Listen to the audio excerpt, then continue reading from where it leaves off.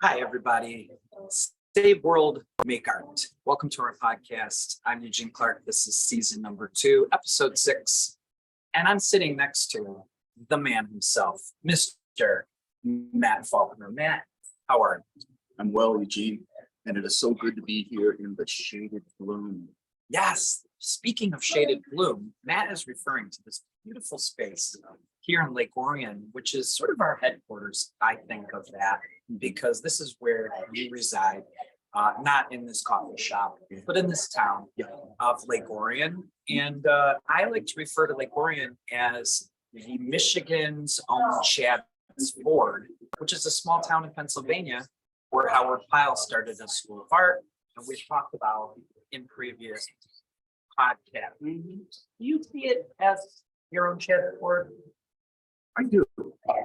You know, if Chad's Ford is a way cool place where I make art to live with my family, yes, I do.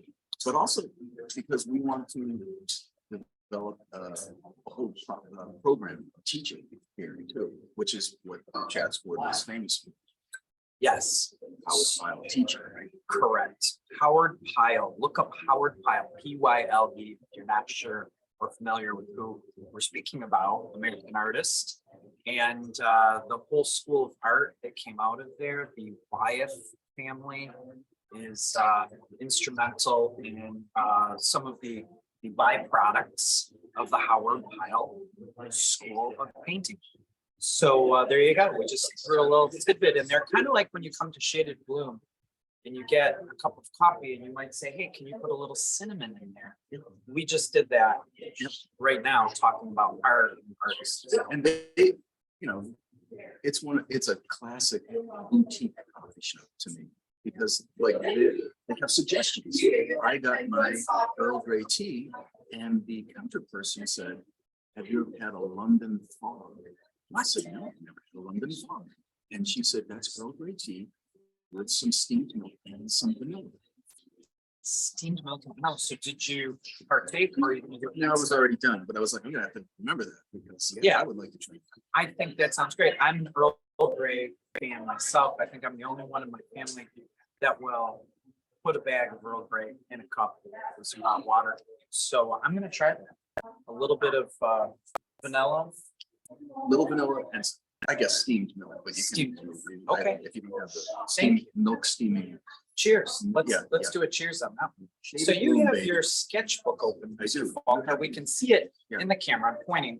my Okay, but finger before right there. another thing we can see is Grand Valley State University. Grand Valley. We want to give a shout out. Is that important? Well, it's important because your stepson just graduated from Grand Valley. You were there. You sent me photos. Yeah. And not just graduates, I feel like the parent graduates too. They yes. should get it. Because of, I was gonna say suffering, but I won't. But all the hard work, you know.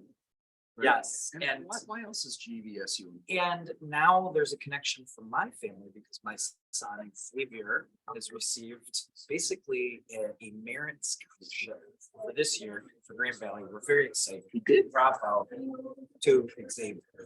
So there you go. You didn't tell me that. Well, you know, these are things we share, you know, bits and pieces of our lives. Thank you. So that's why I'm excited. So a toast to your stepson, Yeah, to my Joe, son, to Xavier. Joe and Xavier. Cheers. And to Gene and Matt Yeah, so we have our sketchbook. and our partners. Oh, absolutely. Absolutely. So I've got my sketchbook. You've got your sketchbook. Show us what you've got. I'm doing a pen and ink drawing of Abe Lincoln. Lincoln. Now, Abe Lincoln is a subject that I know you've worked on as a painting because we had an exhibit called Celebrating Diversity at the Pajewski Gallery in Dearborn at the Ford Performing Arts Center and then fall of 2022. So that was about 6 months ago. And you had a beautiful painting of Abe Lincoln. So to see this drawing, it makes sense to me that you would show something like that. Share with us some of your feelings about the subject matter. Well, Abe Lincoln to me, first and foremost, has a classic male face, which is also, he looks a bit like a monster. If you catch him in the wrong pose, right, he's got really a frightening looking face. But he's also part of a whole age where so many men, if you see these photos, I'm not quite sure if it was just the way they wore their hair or didn't, or but there's so many faces that are like, wow, how does he get away with walking out every morning with that face? So to me, and also Lincoln just represents this time of tremendous transition and anxiety and angst and pain, and but also, like I said, transformation. So that's why I like to draw his face every now and then, because he just really reminds me of, he's not perfect. He made a lot of mistakes. Some say he was, he was a racist. And that's, to me, yes, he wasn't perfect, but he tried over and over again until his death. And so, yeah, that's why I'm drawing him. Now, one thing I like to mention to the viewer, those of you that aren't familiar with the technique that Matt is using, I'm going to bring it closer so you can see his lines. And he is really working with a form of hatching, modeling, and what term would you like to use? Volumetrics? Yeah, volumetric. It's trying to create both value and volume of whatever I'm drawing with pen, pencil strokes. And what type of pen do you use? I see you have one with you. Yeah, this is a, Want to share that? This is a Micron. Yeah, this is a classic. Let's turn it so they can read the what it says on there. It's probably backwards to those of you, but it says Micron. Go ahead, take the top And off. you can see So it's basically a needle. line that is, there we go. And this is a preferred pen for what Matt does in the drawing that you just looked at. So, And if I had my druthers, I would be bringing along a little pot of ink and a Crowquill pen, old school way. yes, I have many hours of enjoyment and pain and agony using said materials because it's not forgiving. So that if you get too much ink in the little nib, as they call it, you could run into that thing where a drop of ink literally falls into the middle of your drawing, splattering, and you can't do anything about it. There's no eraser tool on your screen, as in Photoshop, where you can just do and erase it. So many artists, I'm sure, have felt the same way doing that same method. I call it the well dump. There's a little part of the where if it catches the paper just the right way, all the ink that's sitting back up in the upper part of the pen point just goes, I'm tired of sitting here and dumps on the drawing. And you can probably attest to this. The longer you use that material, meaning the old-fashioned dip it in the ink with the Crowquill tip, the more you use it, the more you sort of become familiar with how much ink you want to get on there so that you can prevent that from happening. And also, as I get older, I don't really care.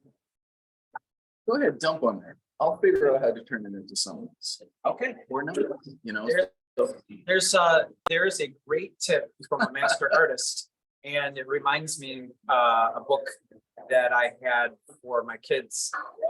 It was something about beautiful accidents or something like that, and it was basically a book designed to do exactly what Matt said. Like if you have a coffee cup that leaves a splatter as it sets down on the paper, you let that dry and then you draw into it and you turn that into something.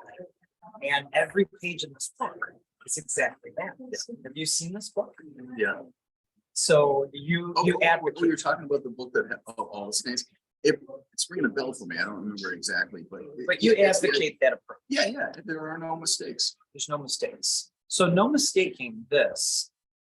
You and I are teachers of art, college level, But just like psychiatrists, if they need to speak to somebody, they have to go to a psychiatrist, even though they are a psychiatrist. As an artist, when I'm conceiving of an idea, just like what we do for our students, which is help them through the process of ideation, and then the rough sketches, the research, and then the discussion, storytelling, breaks down, all the different layers, to then come up with a plan that then you infiltrate into sort of a preliminary studies that become they become a little bit more developed as you go along. What's the term you use for like that finished piece? Intermediate. Intermediate. Thank you. See, we help each other with the words that our brains weren't thinking of. So the intermediate drawings, and then of course the finished piece. So I enlisted the service, Mr. Matt Faulkner, right here in said coffee shop.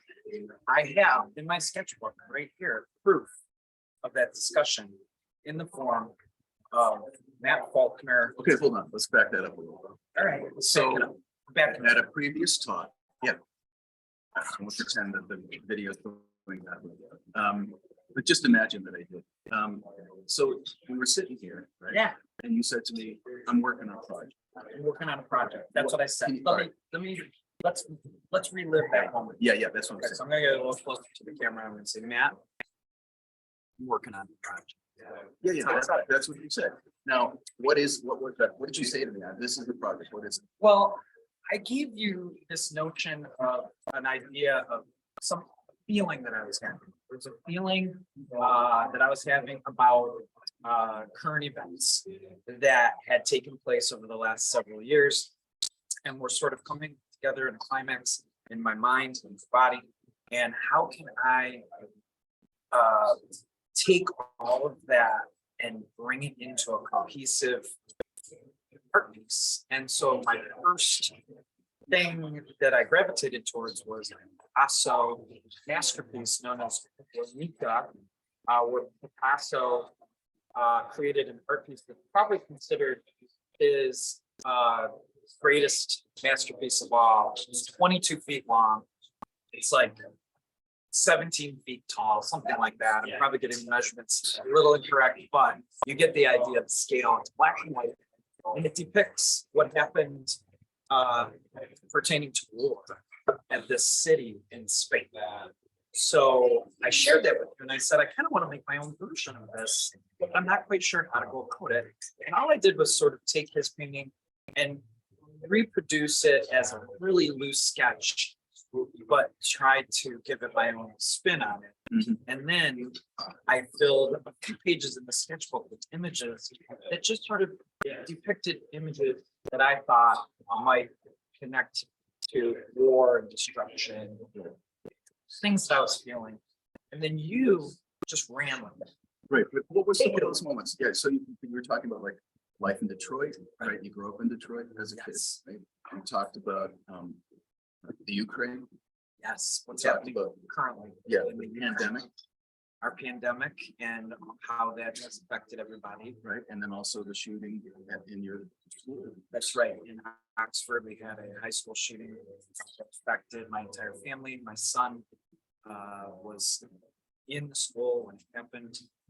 This is about a year ago now. So, all of these current events sort of came together to reach an elevated point in my mind where I was like, I have to speak about what it is I'm feeling. So turning to Matt, as psychiatrists have to go to other psychiatrists, artists have to go to other artists and say, help me make some sense out of this. And so can I show Yeah, the yeah, page sure. of notes that Lots occurred? of notes. So you can lots of see, notes. here's some of the notes that were taken on this meeting right here in shaded blue that led to what we're going to show you. Yep.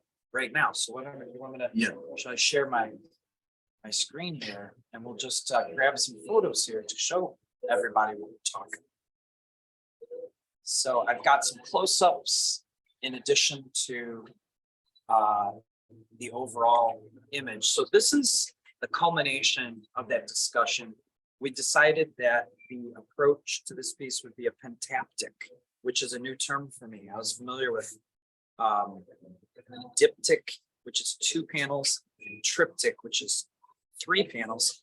We came to the conclusion that because of the current events that we were talking about and the center panel as being sort of this transformation of all of these things, that we would have 5 panels, which then coming to research term, pentaptych is now a new term that I'm going to throw around when I'm teaching and talking to people. That's what this is. It's pentaptych. It's 5 panels.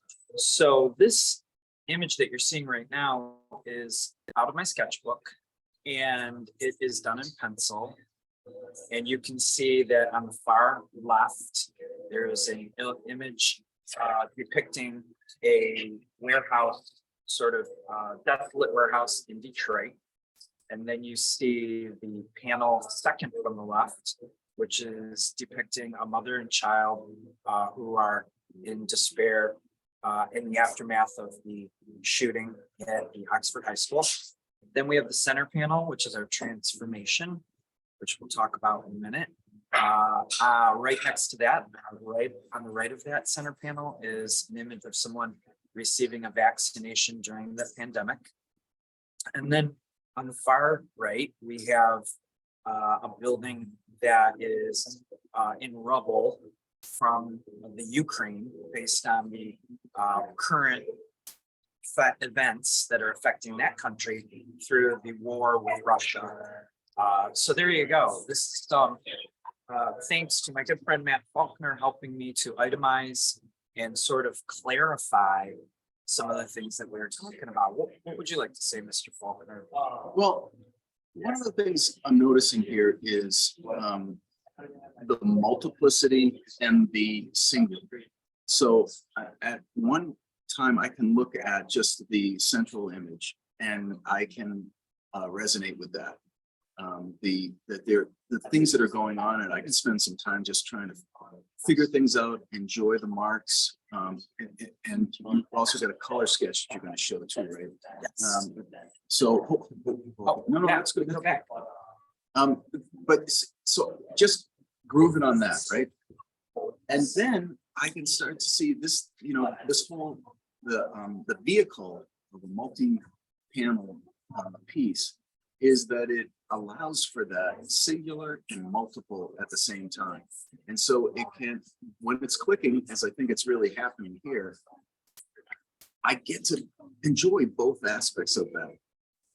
The design elements of the center start to flow out from the spiral into the exterior pieces. And that's in part what holds it together.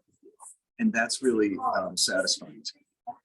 Now, when we were working in our discussion, creating sort of a game plan setup of this piece, the spiral was brought in 2 different facets. So I came across a Celtic symbol of a stag, which is in the corner currently, and it could change placement wise. But I came across that because it's an ancient Celtic symbol that represents protection for warriors. They would paint it on their chest before going into battle. And it contains a spiral right there in the center. So integrating a secondary spiral, which really is the major focal point, I think, of the entire piece. I enjoyed your interpretation of the spiral. I was wondering if you could share with us a little bit of your understanding of what the spiral represents. Well, first and foremost, you were talking before about the whole idea of like us being like, a psychiatrist goes to another psychiatrist, the doctor goes to another doctor, a dentist goes to another dentist. We've got to do that to bounce ideas off and clarify and understand where we're coming from. And another person can look at something I'm doing and having problems with and come up with some solutions that I just didn't see. So that's why this is helpful. And so when you pointed out to me that stag, I'd never seen the spiral in the stag before. I've seen a lot of Celtic designs. And I didn't know that the stag in Celtic mythology was about protecting the warriors was. But I did know that the spiral was in a lot of the spiritual places in Ireland. In particular, I'm thinking about Newgrange, which is an underground tomb that they think is about 5,000 years old. It's older than the pyramids, and it's really big. Outside the door of it, and you can go inside of it, is a couple of stones, big stones, about the size of a refrigerator, each of them, no, maybe more. And on the outside of them are these spirals. And the spiral is about the path that the seeker, the spiritual athlete, the warrior, the philosopher, the druid, whatever you want to call it, goes to. And it's just simply the path. You go in to the heroic path, which is often about suffering and sacrifice. You go all the way in. Once you've completed it to a certain place, you have to find your way back out again. And you have to have that map. And you're often given gifts. And oftentimes the trip was the gift that you bring back out and give to the community. So that's to me too, this is the symbol, the underlying symbol of this piece is your heroic journey and the gifts that you're bringing back, which are the visions, the things that you saw, the places that you were part of, right? And so you're offering it to the community and saying, I've been here, I learned some things from this, maybe you can too. Let's go to the color version. This is a preliminary color study. So the pencil drawing was scanned into the computer.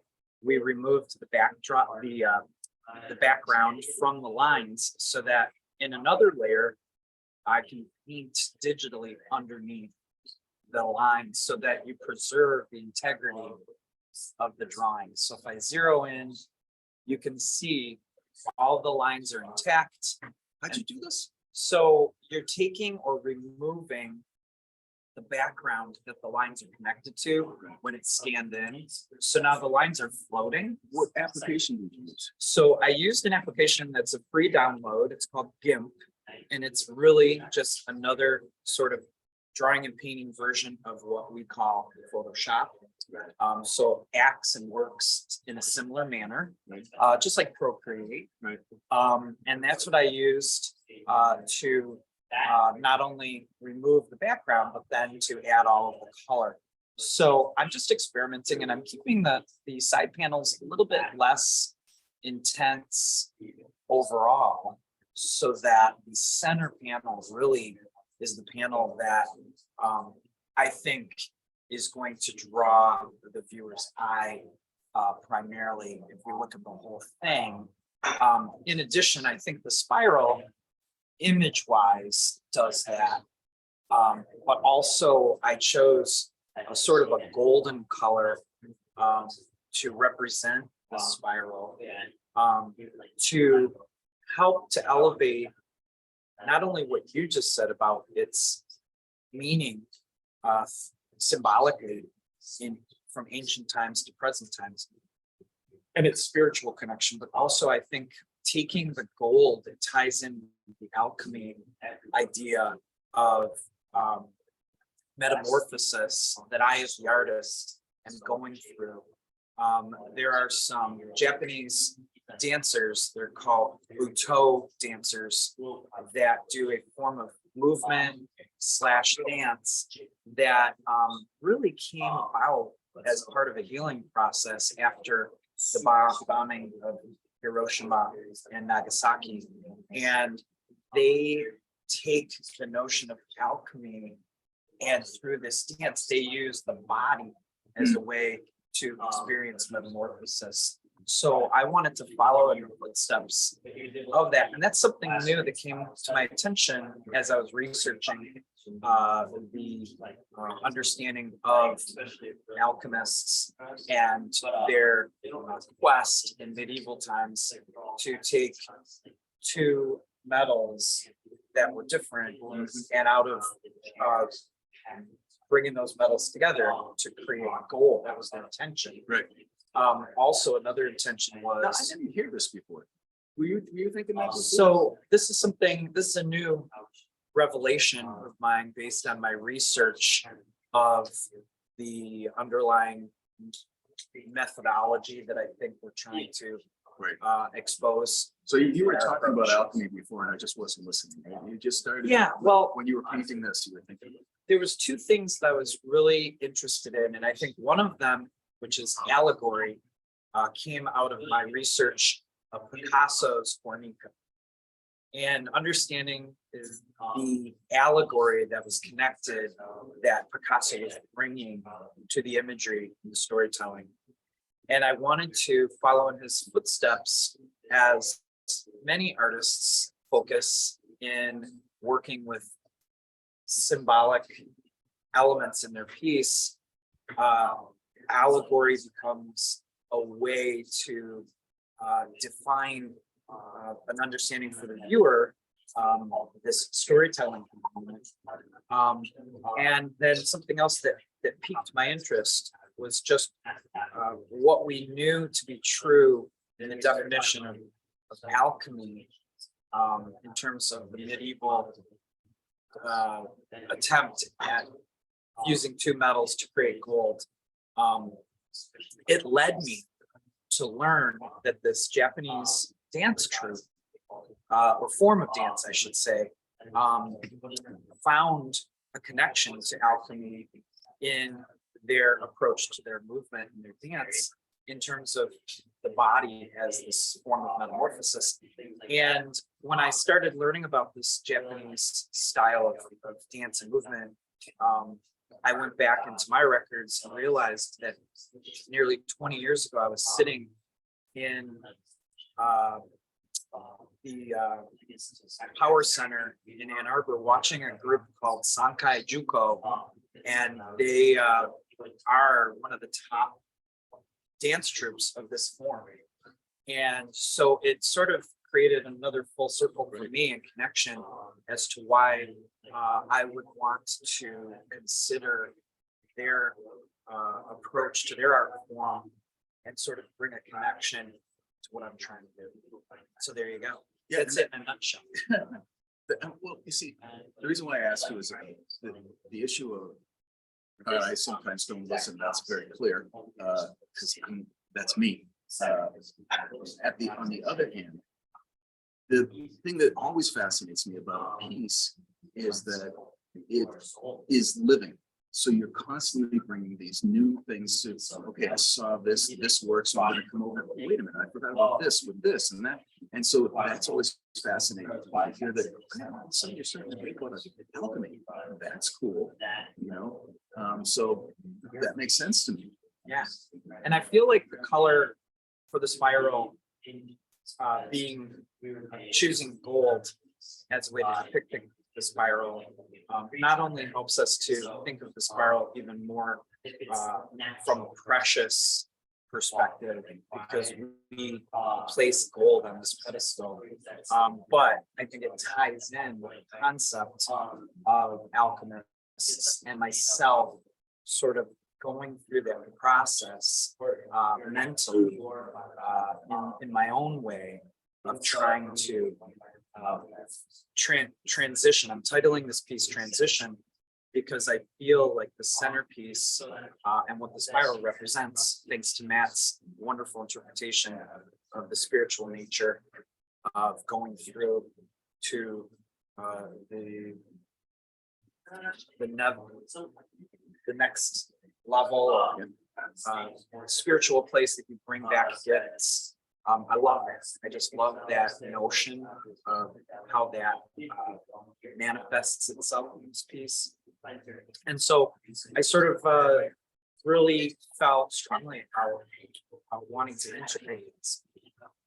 Let's look at a close-up of the center panel, because I just wanted to show a couple other things besides our stag in the corner. We've integrated some trees that are barren to represent the look of the landscape after a forest fire, which looks desolate. And to tie that in with this face that's very sad, the hand is over the mouth, which is to represent just this feeling or pure sorrow that can exist in one's person, soul, as you go through these monumental experiences that then how do we heal from this?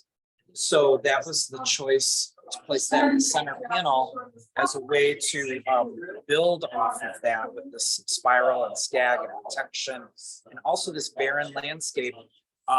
My intention is to have an element towards the bottom of the painting that out of the ashes comes the phoenix, out of a barren forest fire landscape comes living organisms once again. We know that from seeing it happen.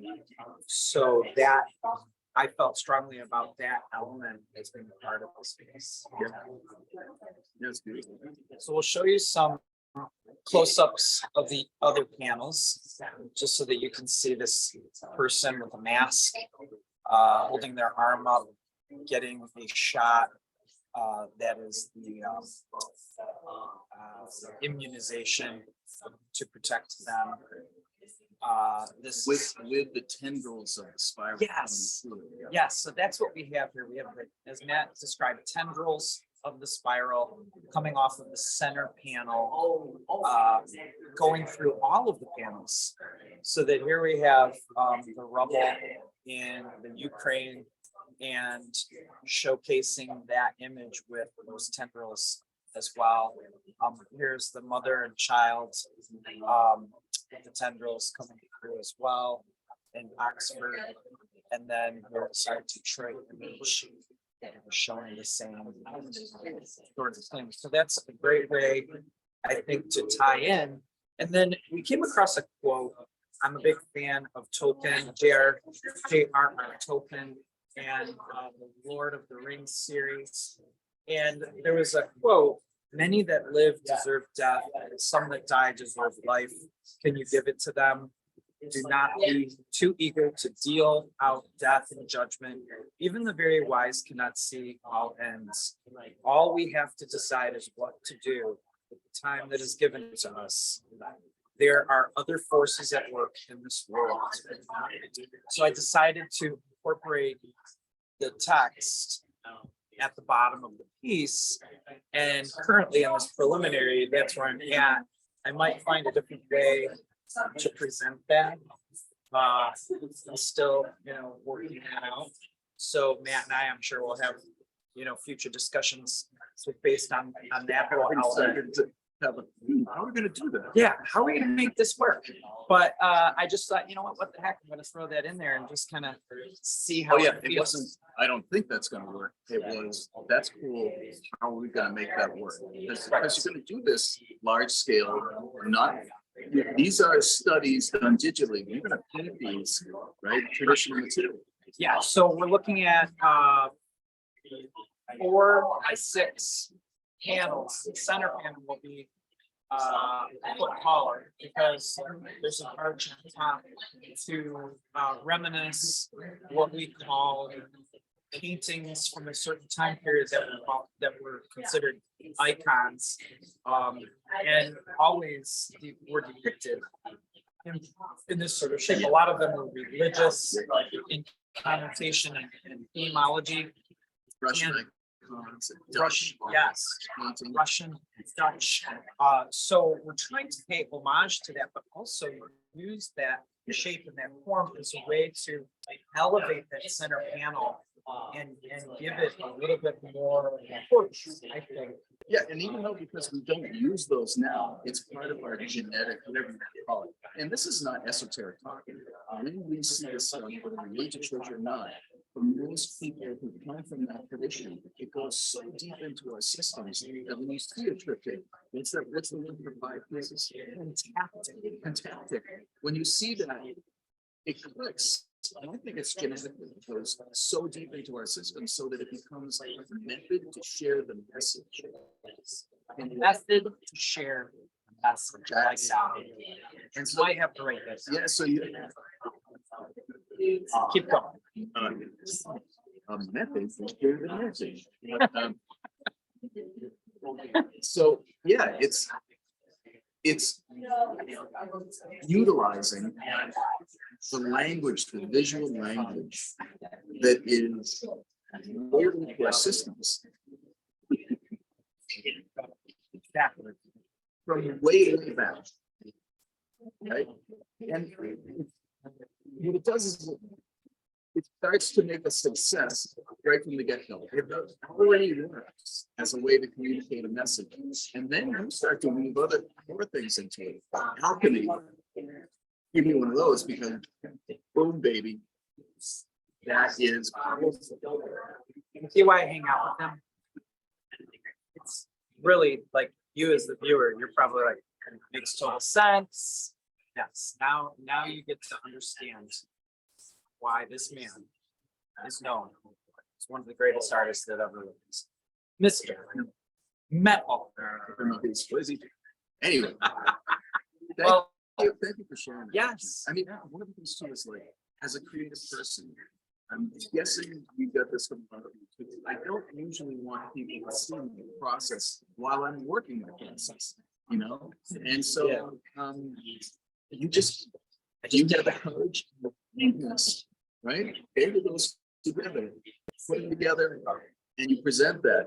That's a gift. That's a great thing that you can do that. And so way cool. Thank you so much. Well, you gave not just me, but our viewers a gift because they get to hear your process of, I classify you as an artist, illustrator, but you're a writer, you're a storyteller in addition, and those components, you're a historian too. I mean, the works that you've done contain so much rich history, research that you put into your work that people that understand and know who you are through your work, they already understand that that's part of your process. So you brought that today to our discussion, which is so fascinating to me because it makes me want to be better in that little area.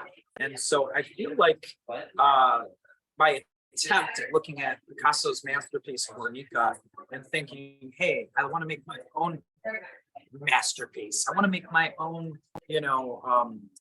monumental element that if I have one piece that's left, in the end, and everything else is destroyed, will be this representation that I feel completely satisfied with. Bringing that into the equation has just been a blessing. So thank you. Yeah. We want to thank Shaded Bloom for this beautiful space to do our podcast today. They had no idea that we were showing up. We just showed up. And I don't know if that's a thing or not, but we needed it. And there was no pushback. In fact, they gave us good coffee and tea. We still got our muffins, and we're really satisfied. So I want to thank Shaded Bloom, but I'm going to turn the camera because there's some flowers over on the windowsill. Really beautiful. And there's a card that was on the counter over there. It's Barefoot Blossom Farm. Barefoot Blossom Farm. And they're located in Ortonville, Michigan, which isn't too far from where we are. And they provide those flowers. They are for sale here in Shaded Bloom. But also, I just thought they're beautifying this place. Yeah. In addition, and we want to thank them. Exception. They're really beautiful. Yeah, we want to thank them for their contribution to our podcast today. So these are our sponsors: Shaded Bloom and Barefoot Blossom Farm. Thank you for being contributors to our great podcast. So, well, we'd love to talk longer. Yeah. I know that your attention is probably over so long. You got stuff to do. So we're going to be looking forward to our next upcoming podcast. We have a special guest. His name is Dave Chow. He is an exceptional artist and human being. He has a great way of bringing humor into anything that he touches or discusses. So we're gonna, I'm guessing. This is discipline. What does he do? So he is quote unquote illustrator, but when you look at the world of illustration, there's a form of illustration called storyboarding, which is used in a variety of capacities. Matt uses it when he's designing his graphic novels. What is the clients does he work with? So Dave One client in particular that I know who worked for is Hungry Howie's Pizza. They did a Super Bowl commercial, and there are marker indications all over the walls, and even this little baby that's in this high chair has marker written all over its body. And Dave did all the markering on walls, ceilings, everything for that commercial. I'm sure he'll shed some light in terms of the content of that commercial, but it was for the Super Bowl. How cool is that? It's just one in a million things. He's really known for commercials, but also films. The movie 8 Mile, which is a song by Eminem, who's from Detroit. They created a movie that starred Eminem, and you find out Dave did all of the storyboards for that film. So that's just one claim to fame. There's a lot of them. A lot of claims to fame. So we're going to learn about Dave Chow coming up. This is episode 6 of season 2. That's episode 7 of season 2. So please stay tuned. How many episodes do we have? Well, right now, this marks our 26th episode overall. We have 20 in our first season. So this is our 6th episode in our season 2. And we're looking to go a full 20 episodes before we begin our season 3. Yep. It's going to be exciting. So yes, some insight into if you ever thought about the business of movie making or game design or animation, storyboarding is a big element of it. If that's something you're interested in, you're going to be here to hear Dave Chow, an expert in that arena, talk about his stuff. So get here. That's right. Thank you, Mr. Faulkner. We are going to get some more coffee and tea, and probably some more pastries. And here at Shaded Bloom. And then we will see you guys in our next episode. Bye-bye. Take care, everybody.